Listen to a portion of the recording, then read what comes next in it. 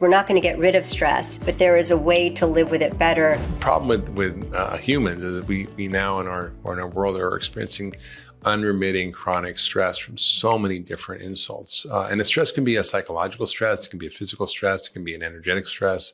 And I think all these things are influencing us now. And so can you talk about the difference between chronic stress and acute stress and how they impact our long-term health? Yes. Because stress itself is not bad for us. It can be good for us. And so just dividing things up in our mind to think about, is this an event? Is this an episode that I can recover from? Or is this a situation in my life that I'm going to live with forever and I have to get used to? So these chronic stressors like having a child with a chronic condition, having a conflictual relationship, job stress.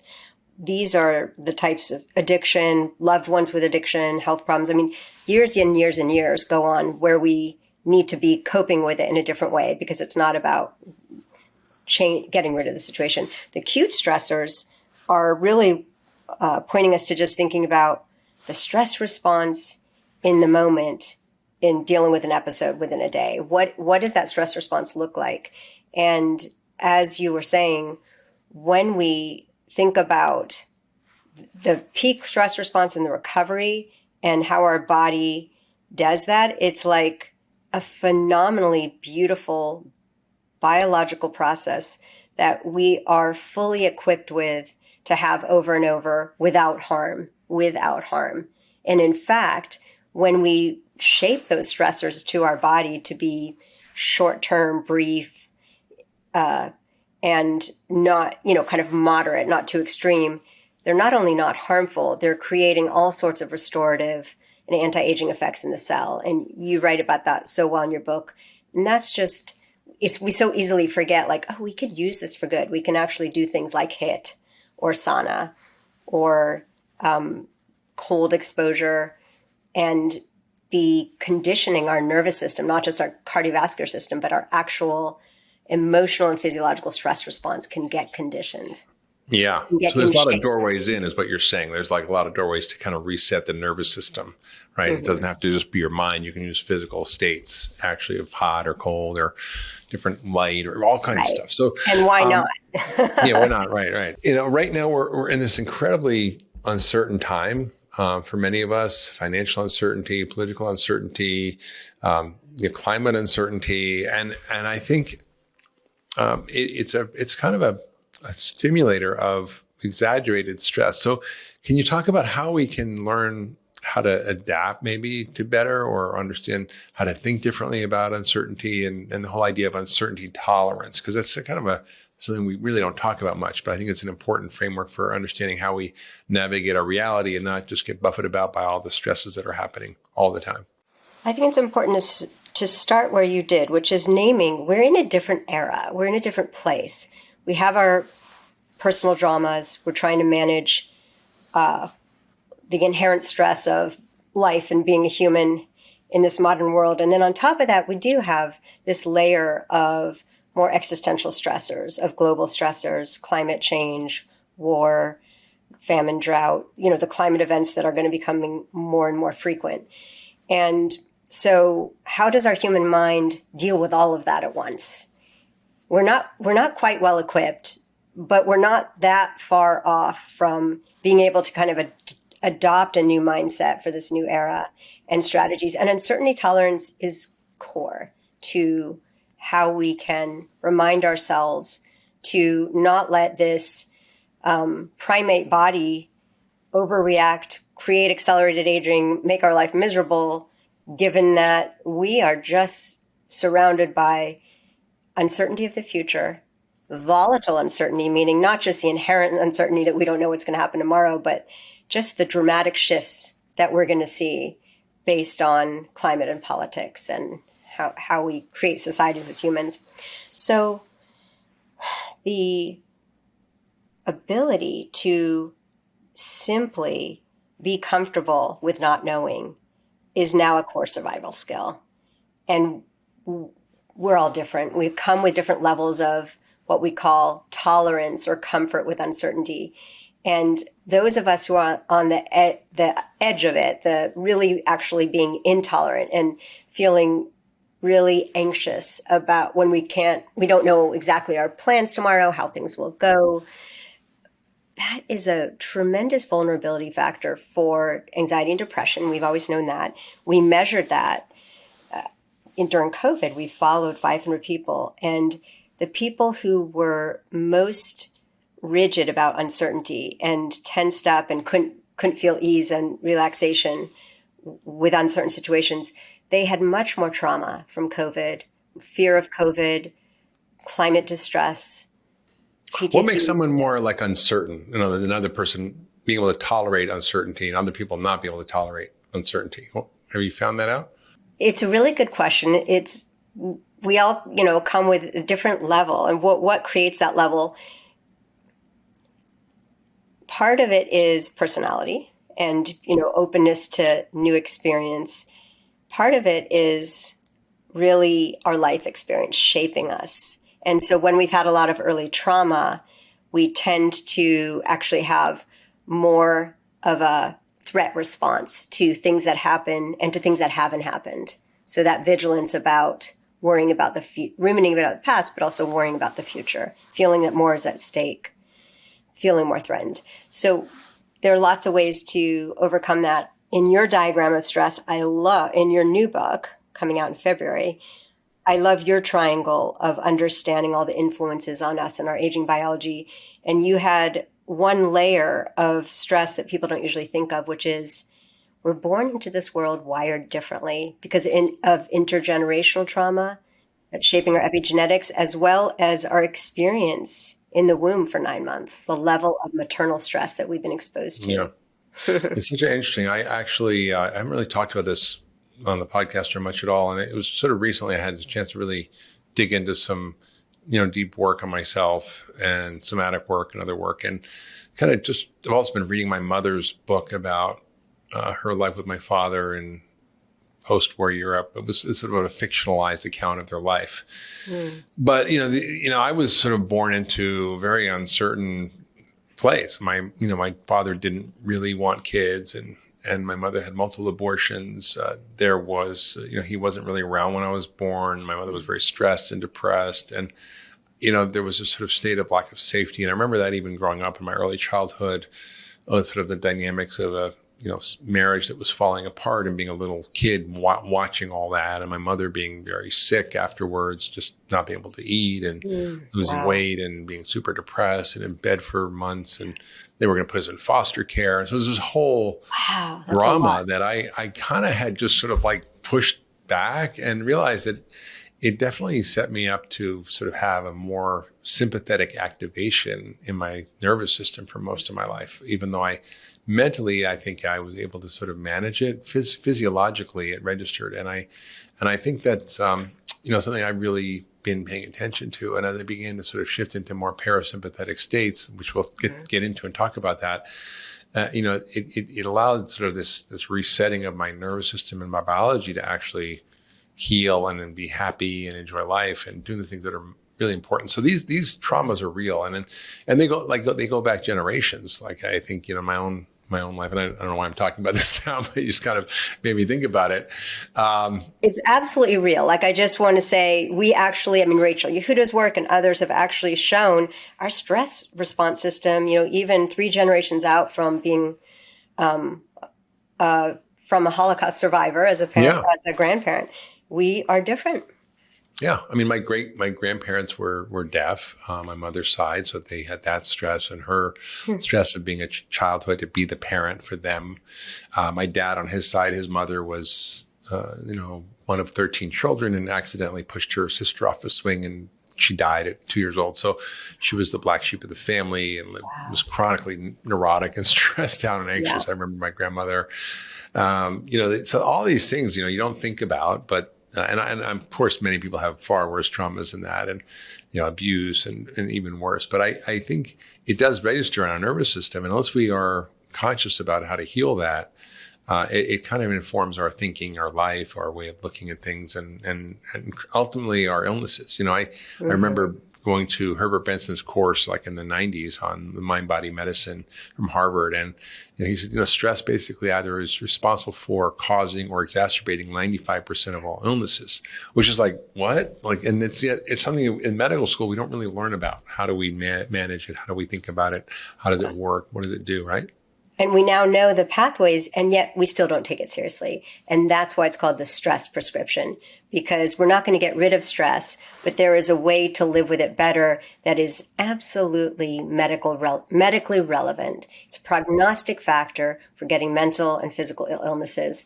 And all of the data, including a recent APA survey, show we are more stressed now than in previous years and decades, but even worse, I think of our youth, like 70% are, reporting stress such extreme stress, they don't know how to manage it. It's interfering with their life. And these are really serious red flags. We know what that means biologically. It's a leading indicator to the wear and tear on our cells, on our brain, the conditions we're always trying to avoid. So it's a serious prescription that we don't have to live each day with this excessive level of stress, and which really rules out those states that you've been cultivating, which is the restorative states. And it's a beautiful example you gave, how you are consciously changing them, because it's not our fault. There's no judgment. We all come out with different levels. That question about why do some people expect negative things to happen, they can't stand ambiguity, that uncertainty feels intolerable. That's part of it. It's like partly from how our stress response systems are shaped from all these different influences before our life, including our life starting in the womb. And it can change. That's the beautiful thing, is like we can rewire our nervous systems. And I think the difference between chronic stress and acute stress is nothing we mostly think about. But, one of my favorite scientists is Robert Sapolsky, who wrote a book, Why Zebras Don't Get Ulcers, which is essentially the idea that zebras are out there eating their grass, and then the lion comes and chases them, and they all run like crazy, super stressed. And then the lion catches a zebra and then is eating it right next to all the other zebras, and they just go back to eating their grass. And so they have like a acute, massive stress, and then it goes away. I want to talk about how you kind of frame stress in your book around our mind states, and then how our mind can create physiological stress, or conversely can actually restore us to health.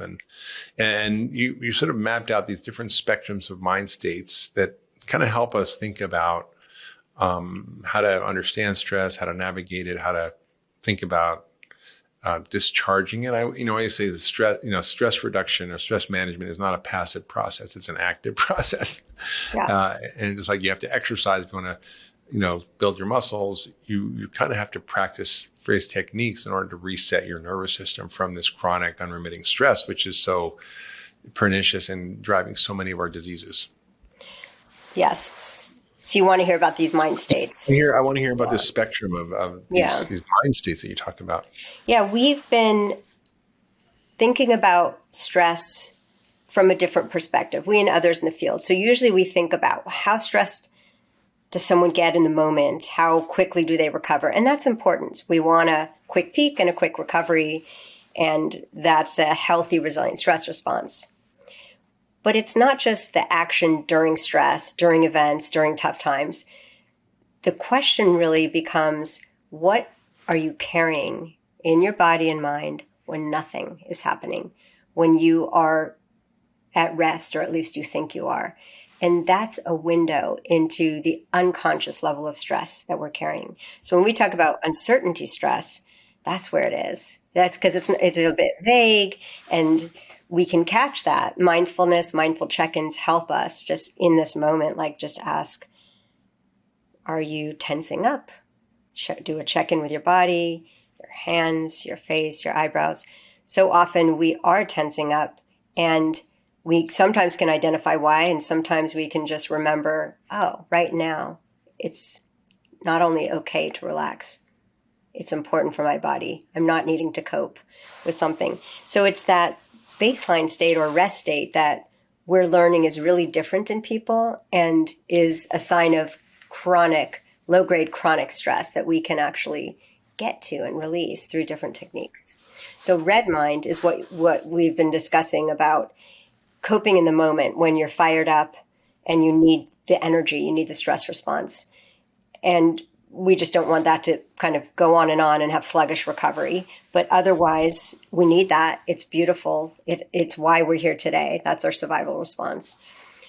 Then, and of course, we're triggering it too much as humans with the overdeveloped neocortex and the more chronic ambiguous threat we feel. So then there's yellow mind state, which is when we think we are relaxed. It's just, how are you walking around during the day? Typical day, where are you at? What's your baseline? You probably do some monitoring. You know what your autonomic nervous system is set at. And that is probably higher than we need to be at. And so that's what we think of as our default baseline is actually carrying around a lot of both cognitive load from our thoughts, from different information, screens, demands. So we're a bit activated. Then there's also the unconscious stress that we can become aware of and release. So we want to bring down that yellow mind state to a more true resting state. And that's the green mind. Yeah. How do people start to think about identifying if they're stressed? Because I think for me, I kind of, didn't really think I was, but I think I've been able to sort of map out things that, like looking at my aura ring, for example, could tell me my heart variability or what's happening. I was in Mexico City for a week and my heart variability went down. I went to the jungle in Costa Rica and it went way up, like by threefold. Yeah. So our bodies sort of register all the inputs, even if we don't think they are. Yeah. I've learned a lot from monitoring, and I think that's one way to raise awareness, as well as, asking ourselves to become mindful of our emotions and our bodily, where we're holding stress in the body, where we're tense. The heart rate tells us a lot of things, but the heart rate variability we think is more specific to that balance between parasympathetic and sympathetic. So more related to psychological stress, not just metabolic demands. So that's super interesting. So Costa Rica leads you to a different yellow mind, maybe green mind state, better baseline. I monitored with my aura ring, I monitored my heart rate variability during a meditation retreat. And we know that when people slow their breathing, immediately they can have a decrease in all the sympathetic activity markers, and sometimes in heart rate variability during studies. So it's no mystery that doing these practices and doing them for longer can lead to these improvements. And those are what we call deep rest states, when we're really allowing ourselves to feel safe and to let down and let our cells go into restorative mode. But I was surprised at how long my baseline heart rate variability took to change. So it was only 2 weeks later, toward the end of the retreat, that my sleeping heart rate variability really improved. And I think that's... So 2 weeks of meditation, like hours and hours every day. Yeah. So for me, it wasn't easy to change my baseline, particularly my sleeping baseline, but it was possible. And it was, I was super excited that it finally changed. Yeah, I had rarely get over 40. And then I think the other night when I was just in the jungle and I was in this deep sympathetic, parasympathetic state and doing a lot of sort of somatic body work, and it went to like in the 90s, and I was like, holy crap. Like we don't have a sort of a framework for understanding how these things are so impactful for us. So I realized how much I need to pay attention to the practices that I need to do to actually reset my nervous system regularly. Yeah. So in the book, you talk a lot about some of these practices, and that's what the stress prescription is. So I'd love you to sort of talk about how do we sort of create a lifestyle and a way of thinking about our day and a way of thinking about the beginning and the end of our day and other types of tools or techniques or doorways. Other than meditation, obviously, is powerful, but there's more than that. I'd love to sort of explore that. Yeah. We have these red mind states that we don't want on all day, drains our battery stresses our mitochondria. We have data on daily mood and mitochondria showing it is really sensitive to daily affect. This was a study with Martin Picard of Columbia, and we were measuring the enzymatic activity. And so when people woke up with more positive emotion and went to bed with more positive emotion, they had higher mitochondria, which we measured kind of in the middle of the week of monitoring. And when they, particularly at night, so there's this idea of how are we recovering from the day? Can we maintain positive affect at the end of a stressful long day? And we certainly found the chronically stressed participants, these were caregivers, had lower mitochondria overall, but this mood effect pretty much mediated that and overrode that. So that's this pointing us to, we actually know how to increase positive affect in the moment, quite quickly with gratitude exercises and other ways of thinking and being. And so how amazing to think that our mitochondrial activity might be under our control in this short-term way. Wow. So what are the ways that actually you can affect your mitochondrial activity then? Well, to get back to your question about how do we live a day without chronic stress? So we might think of red mind as like having, drinking coffee all day and just keeping us in that activated mode. And we want that stress response, but we just want to, use it parsimoniously, not take it for granted. When we ignore it, it can just be on all day and rush. I mean, rushing and packing our day is probably the most common pernicious way that we stay in yellow and red mind. Yeah, the Okinawans call it hurry sickness. Yeah, that's good. Yeah, they don't have much of that, do they? Yeah. We must look so weird to them. Yeah, I mean, in the blue zones where I visited, they just live life. It's slow, and it's about community and people and enjoyment and pleasure and food and hanging out. There's nobody's doing startups and trying to build a career. It's just people are just living, and it's just this beautiful phenomena that we see. And I think that's a big part of the longevity in these zones. Yeah, that's beautiful. So the mitochondria are responsive. Most likely, they haven't been studied to death like all the other biomarkers in terms of health behaviors and all, but they certainly are related to the hormetic stressors like exercise, increasing them. And we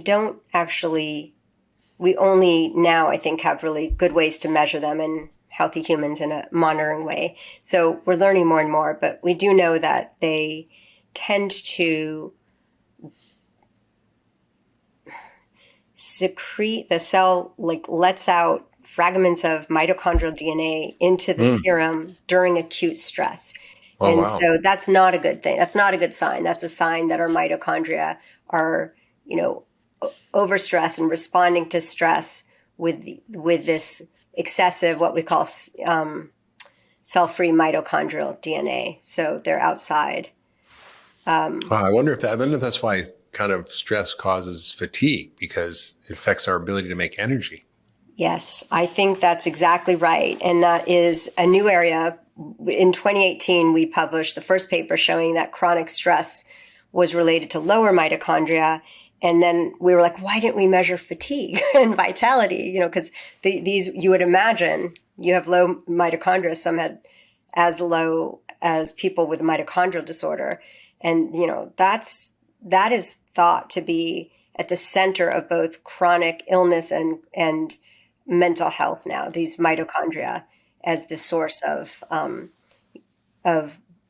aging, breakdown. And so I think it's really helpful to think of our mitochondria and what gives them a boost, and boosting positive affect, having more of these restorative states, but also the hormetic stressors, that they probably love them. Well, yeah. So let's talk about the hormesis, because this is a really important idea. We think of stress as bad, but there are actually good stresses, right? And how do we start to go about thinking about how do we incorporate those in our life as a way of actually impacting our nervous system and the parasympathetic and the sympathetic state, which are often so dysregulated in our culture? Mm-hmm. It's interesting to think of really planning regular, like a lifestyle habit, hormetic stress episodes. So it's very common to be doing ice exposure or sauna or Wim Hof breathing. And those are, I mean, to be totally honest, I don't think we have many options in our toolbox for hormetic stress that we know of, and we know how to use safely and find the right dose. So people experiment, and it's just a new cutting edge area of stress to really understand how these are affecting aging and mental health. And there is exciting work on depression and hypothermia, showing that when you can raise your core body temperature, even just a few sessions, it can lead to over a month of remission from more severe treatment-resistant depression. Wow. And of course, the cardiovascular effects are well documented. Rhonda Patrick just wrote a beautiful review of what repeated sauna does. So, Oh, wow. We'll put that in the show notes. What's the reference for that? I'll email that to you. Okay, that's great. Because I think, we think, oh, sauna, it's nice, whatever. But actually, these are very therapeutic. And I know for myself, it's sort of how I managed to get through chronic fatigue, was using hot and cold therapies just to be able to function. And also just as a basic maintenance in my life for mood, for energy, for relaxation, restoration. It's quite powerful.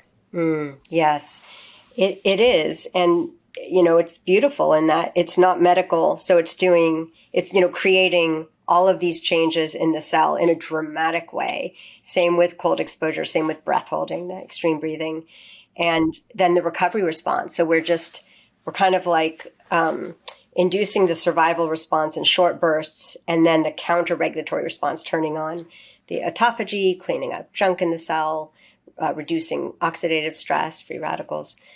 And I think in terms of the aerobic stress, I mean, we've been trained to think, you got to change your clothes, do 45 minutes, you got to get the endurance in.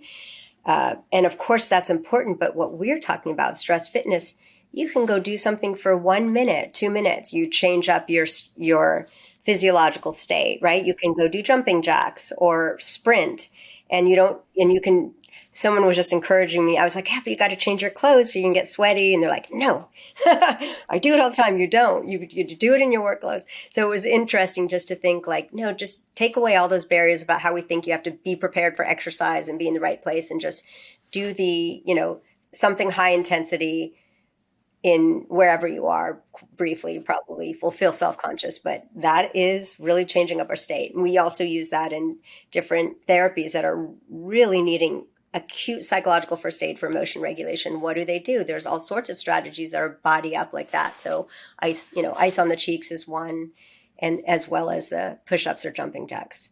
Amazing. So, I think I once was in a hotel, and they had a cryotherapy unit, which is where you go and it's like 200 degrees below zero something. Wow. You cover up your ears and your nose, and it's basically protect the extremities. But you go in this incredibly cold environment for like 2 or 3 minutes. And I remember coming out of that just feeling like, holy crap, I feel like $1,000,000. All my pain's gone. I feel energetic. My mind is focused. Wow. And it lasted sort of all day. So I think we kind of have these different doorways we can use. We think traditional things like yoga, meditation, massage, breath work, we're all pretty familiar with that, body work. But there's a lot of other ways we can actually do it. I mean, it can be just a cold shower in the morning, or it can be a hot bath at night. Really powerful kind of technologies that we've kind of overlooked as key regulators of our biology and our stress response. Yeah. And I think it helps to just realize, like, we really are monkeys in clothes. Like, we really do have this mind body of an animal. We're animals. And we don't like to think of ourselves that way. We think, the kind of higher status way is meditation and controlling our thoughts. And the truth is, we do really well with body up therapies, and they can be even more powerful for some people than the top down therapies. Yeah, right. And I think now there's a whole psychedelic renaissance too, talking about how do we sort of re-pattern our brains and trauma, and a lot has to do with the meaning we make from the world. And one of the most helpful frames I ever heard was from Gabor Mate, which is that trauma isn't what happens to us; it's the meaning we make from what happens to us. And I think this is very much akin to the framework of Buddhism, which is sort of where I met you, was at this sort of Buddhist conference with the Dalai Lama at a Buddhist retreat center. And the perspective of Buddhism is essentially that, all of our suffering comes from our interpretation of reality. and that it has no sort of objective meaning, but that we kind of put our meaning onto reality, which is why, you can have the analogy I always use is, James Bond can have a gun to his head and he's fine. Woody Allen would not be so fine. Same gun, very different response, right? So Very different. right. So it's not necessarily the external thing that happens, although there are real physical stresses and things that can happen, but it's how we talk to ourselves about it, how we think about it, the meaning we make from it, and all that meaning is what causes the suffering. And I think that's what people don't realize is they have the power to change their frame and their mindset when it comes to how they address the challenges in their life and the things that come up, whether it's, being late for a plane or whether it's, more serious life event. We have a choice. And I think most of us are kind of, like you said, animals, like monkeys in a suit, where we just are reactive. And our primitive brains are very much in charge. And a lot of this work that you talked about, the stress prescription, is about how to get our kind of higher level of self-organization and self regulation through mastering our minds. I mean, that's really ultimately meditation. It's how do we master our minds? We talked about, exercise to, build our bodies and eating right. But, the activity of training our mind is something that we don't really even think about in this culture very much, right? So can you talk about how our mindset and our self-talk and our framing of reality regulates our stress response and what we can do to shift that? A lot of those are top-down, or those are strategies that we can use in the moment. And I will talk about those and how much mindset matters. But let's take a step back, because you brought up purpose, the meaning we make about events, but also about our life. What story are we telling ourselves? And that's kind of the master stress tip, which is our sense of purpose and our ability to make meaning of when traumatic things happen is absolutely critical to how well we can live. So we bring these, so we were at this meeting, we both know a lot of people who fully live a Buddhist life. And as part of that, there's a whole worldview and a mindset of noble truth number one, that things will happen. There will be stress and suffering as humans, and that the future is ultimately uncertain. And I had the opportunity to have a Zoom conversation with His Holiness, the Dalai Lama, and that was my first questions, measuring uncertainty, and how do we get so more tolerant of uncertainty? It's such an important fundamental belief that of Buddhism. So what can we do to embrace uncertainty? And I wanted specific ideas and practices, of course. And that's not quite how he lives. He lives from the worldview of living your beliefs. And so his answer was unbelievably simple, which is, it is the fundamental belief that the future is uncertain. And that's my answer. So he didn't point us to practices. He pointed us to a mindset, a shift in how we see the world. Now, we know even Buddhists get stressed, right? We have to keep reminding ourselves of this. So I think there are a couple assumptions we make that lead us to stress, depression, and hopelessness. So one is that we have unlimited time, and we don't really see, it feels like we have, days and days and days, and we're going to live until we're much older. And that's our hope and assumption, and that's how we live.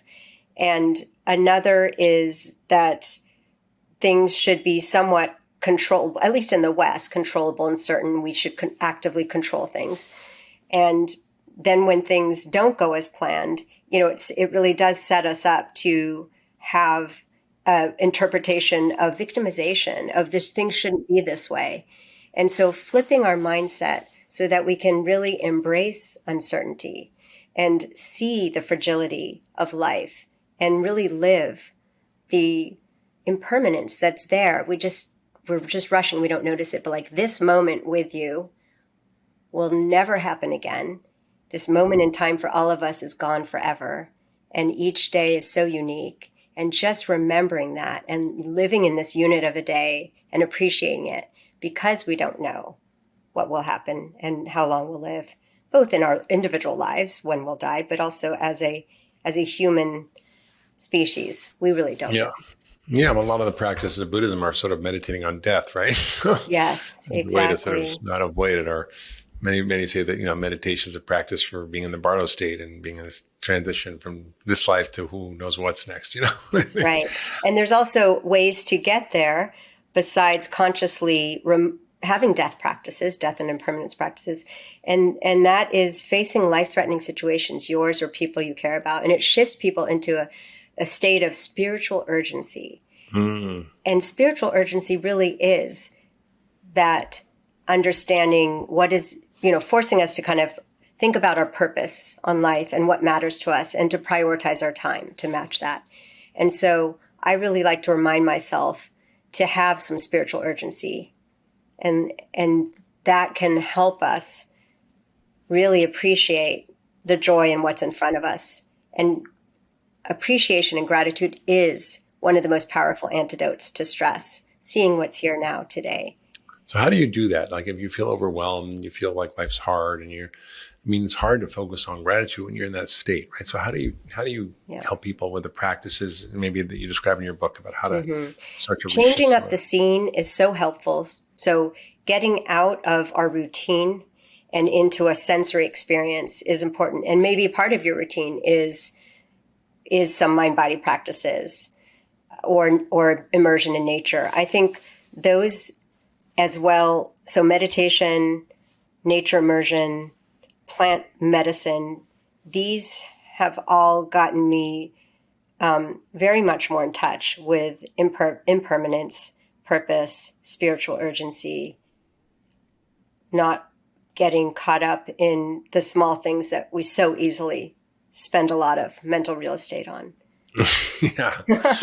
Yeah. I tend to avoid things that are just kind of brain pollution. I call them mind pollution.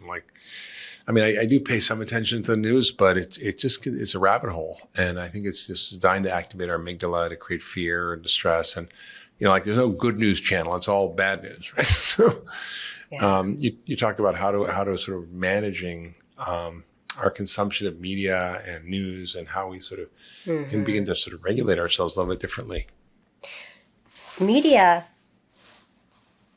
create danger signals. Just turning on the TV, right? You're all of a sudden getting a ticker tape headline and visual images, often of the worst scenes possible. And so whether we're close to a disaster or across the world watching it, it is getting under the skin and affecting us. And there's such great research showing that dose response relationships with visual images, with media exposure. Like after 9/11, of course, there were epicenter effects. Blood pressure went up in New York City, but blood pressure also went up in Washington State, just less. So there's this connectedness that we should, remember and acknowledge and protect ourselves. But then not just about avoiding the stress signals, but actually really increasing safety signals.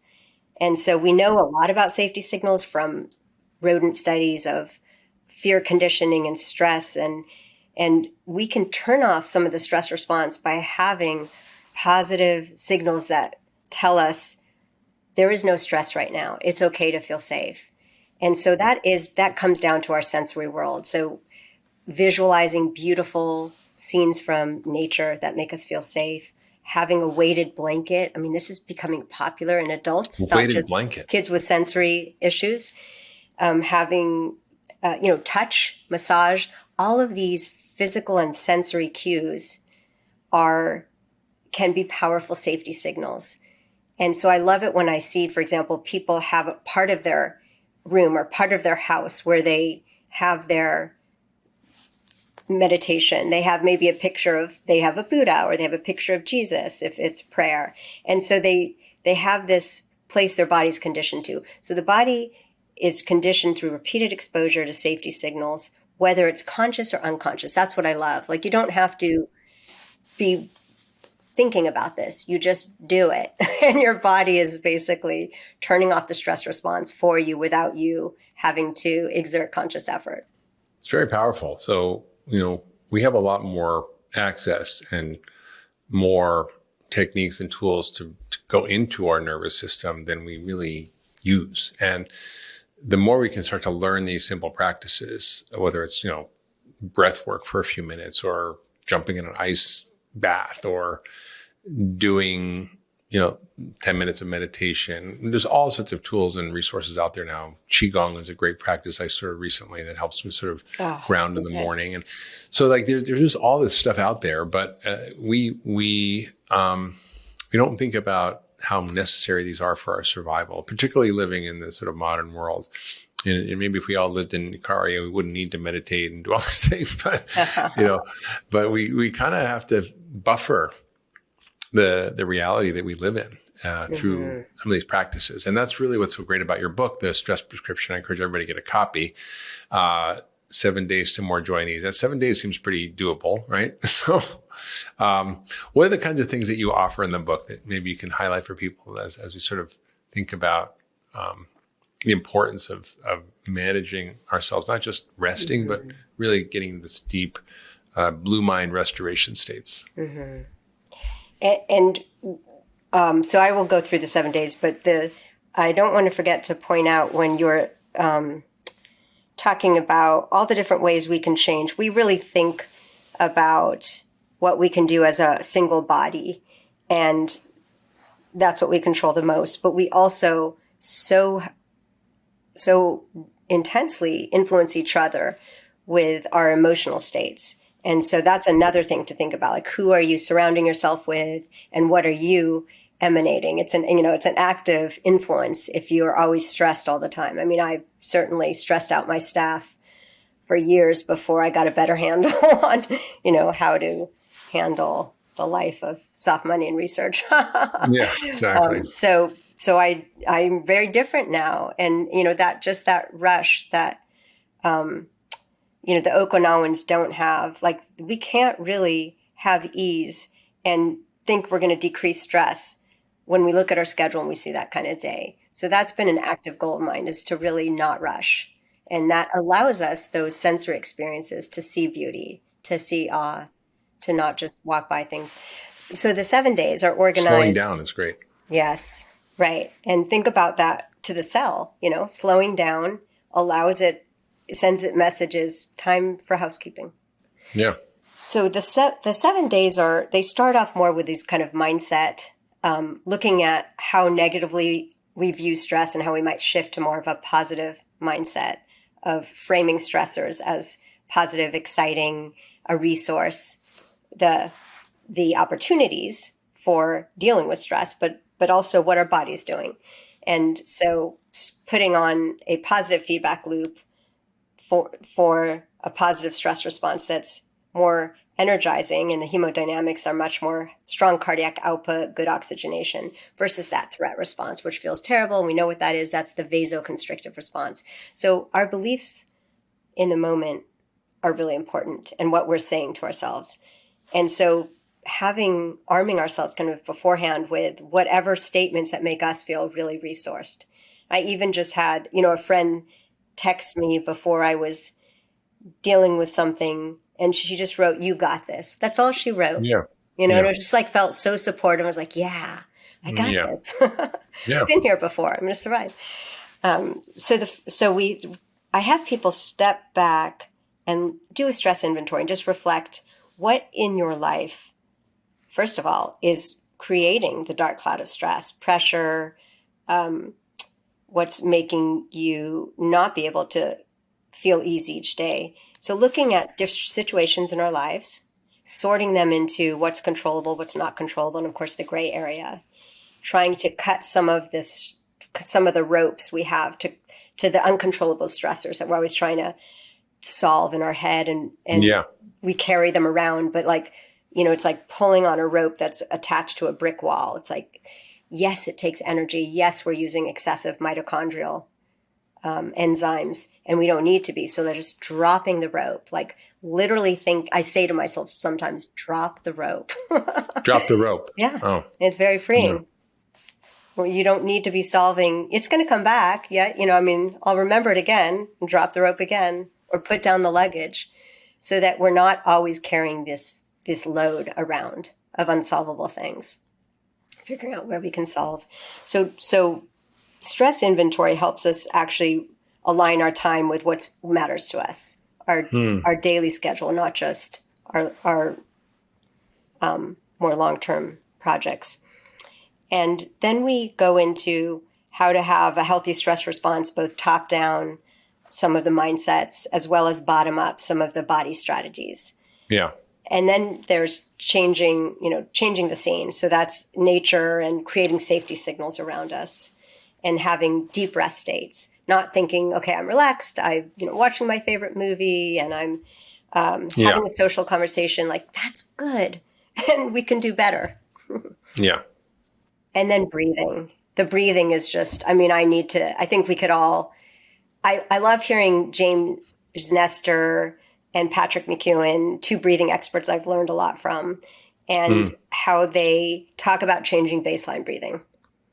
And that is something we can all nudge ourselves towards. So that breathing through the nose, breathing slower, different breathing techniques to reset and energize versus just the normal functional breathing that most of us are not doing right. Yeah. Talk about the breath as a doorway to managing and sort of reframing our biology. I've been working on a paper for several years with colleagues, including Alexandra Croswell.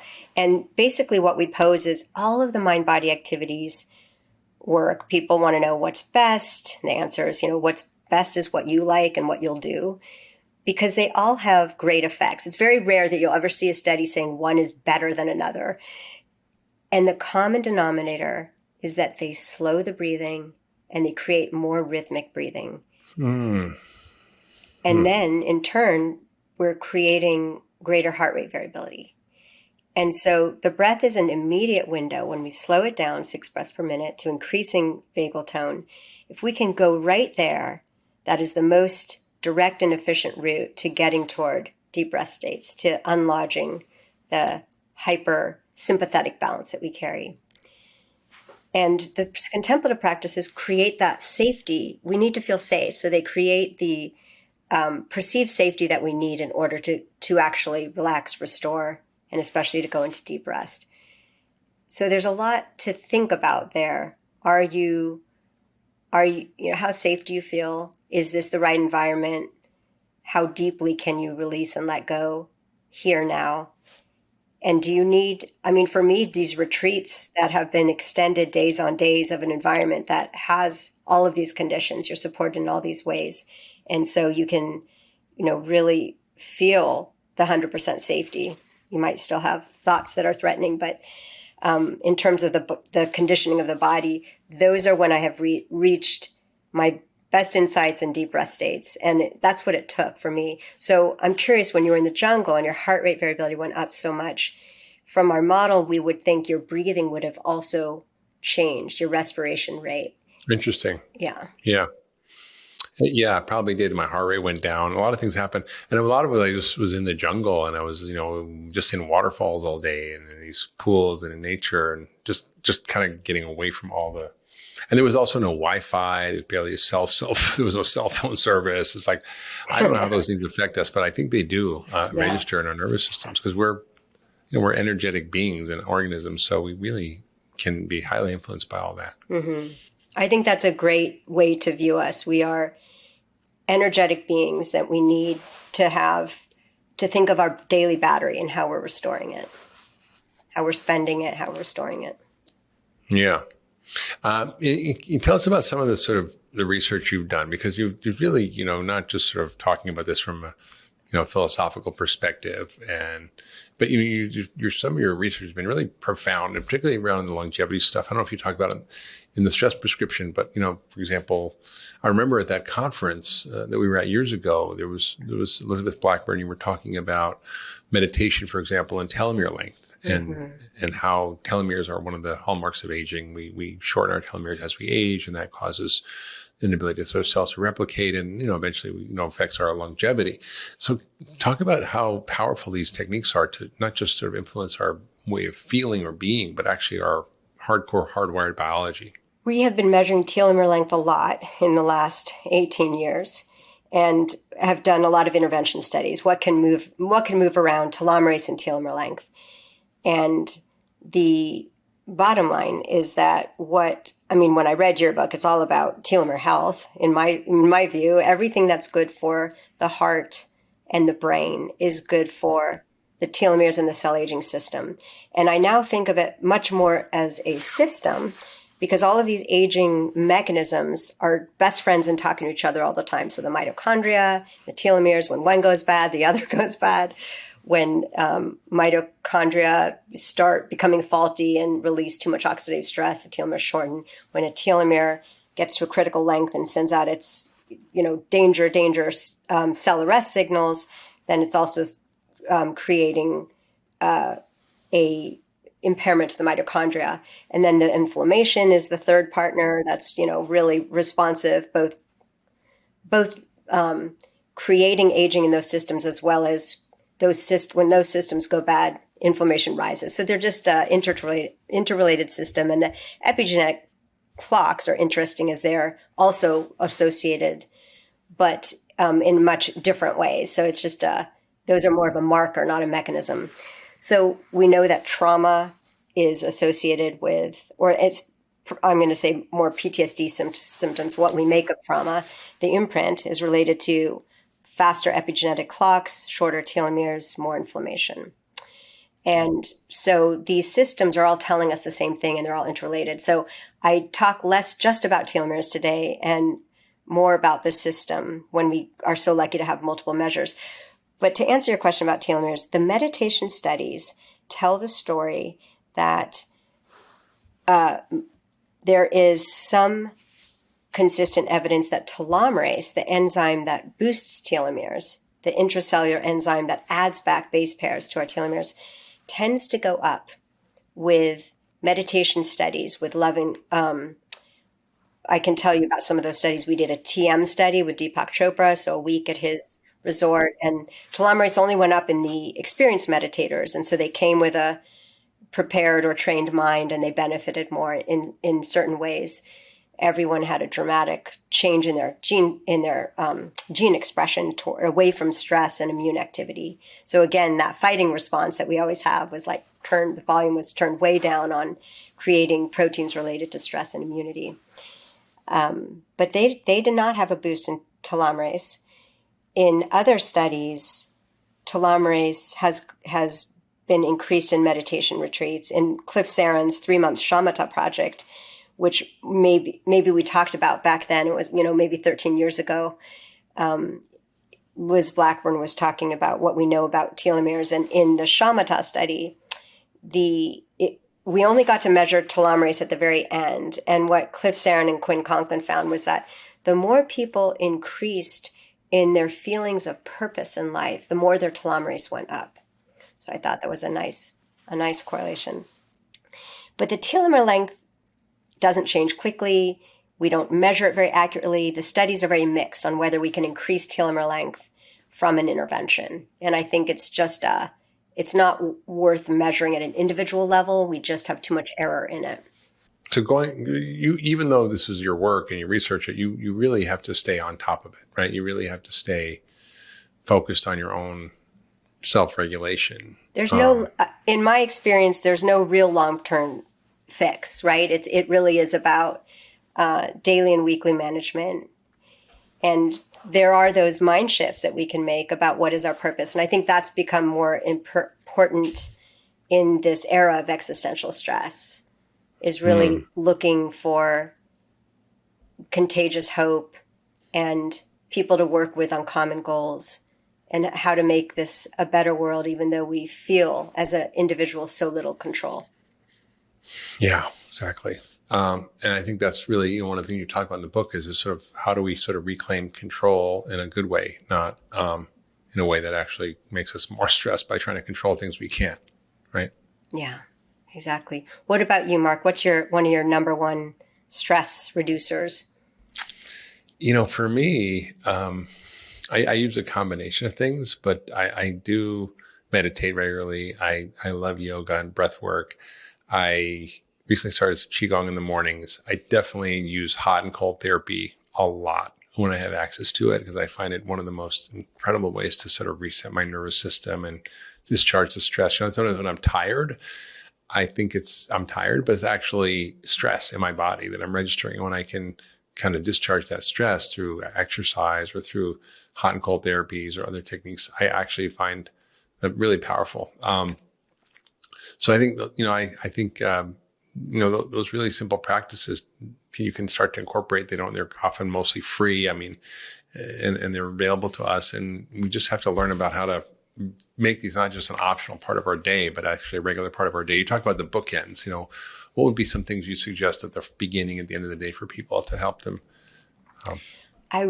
From our research, it looks like how you wake up is quite predictive of your day, as well as quite habitual. How you wake up, how joyful you wake up, or how anxious you wake up on one day is quite predictive of how you wake up in general. So seizing that power of moments that we can actually shape, and that will affect the trajectory of our day and how we end the day, is really powerful. And lots of contemplative traditions focus on the morning as a sacred time. And many religions have vows in the morning.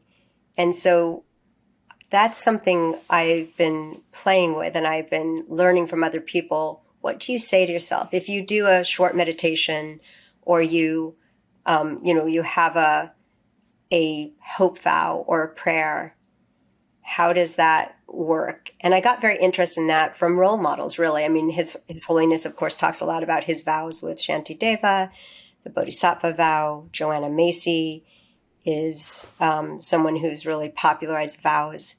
And I feel like with the hopelessness that we have, particularly among our youth, we're going to need strategies like that, and we're going to need to do them together so that they become part of our ritual. I mean, it's hard, right, in our secular society, and how we don't tend to think of something like a prayer as powerful. I mean, certainly if you're a religious person, you know the power, but what about the rest of us? So I think that's setting intention and focusing on love and what's meaningful for us right now in this day ahead can be very powerful. And it can take 2 minutes. Wake up, take some breaths, close your eyes, have a few things that you say to yourself. I have a friend that says, "May I lead with love." Yeah. It's actually remarkable how accessible these things are, but we just kind of are too busy or too distracted, or we don't think they're important enough. But by just sort of adding these little things, little sort of almost like mini health bites, you can start to kind of reverse this impact of chronic stress on our nervous systems. Mm-hmm. And gratitude is the antidote. That's another good question. What am I grateful for right now? Yeah, it seems simple, but it actually works, right? Yeah. There's a fair bit of research on it too. So this is great. Yes. If you love that last video, you're going to love the next one. Check it out here. If you teach the person what to do, and you show them that on the other side of that is freedom, on the other side of that is joy, you got to become so conscious, and it takes a lot of awareness. It takes a lot of energy to sit with yourself long enough to disentangle